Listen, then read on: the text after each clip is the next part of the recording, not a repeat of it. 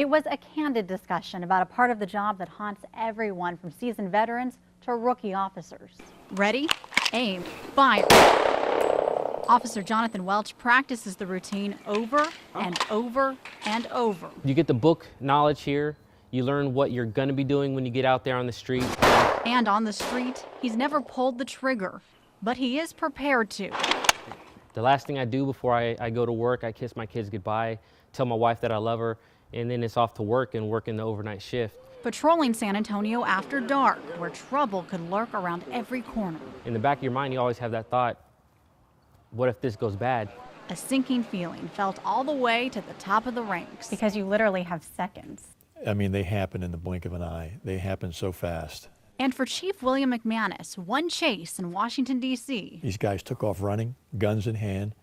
I ran, gun in hand. A chase more than 30 years ago. There's not a week that goes by that I don't think about that. Still haunts his thoughts. I was exposed, and to this day, I know and I remember that I could have been killed right there. That's why when officers are involved in shootings, he goes straight to the scene. You know, they've got to talk with the attorneys, they're interviewed by internal affairs, they're interviewed by the shooting team. That team prepares a report to evaluate if the shooting was justified. Were lives in grave danger?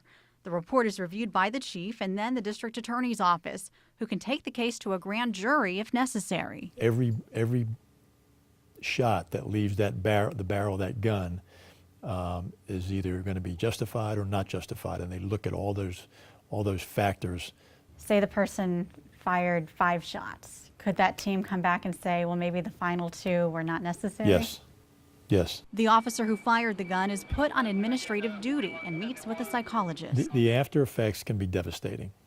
They can be devastating. Over his 38-year career, Chief McManus has, at times, seen officers' lives crumble after a shooting. It impacted their family life in such a way that some of them wound up, their wives wound up leaving them. A friend that I went through the academy with was killed, and his partner never got over that. Never got over it.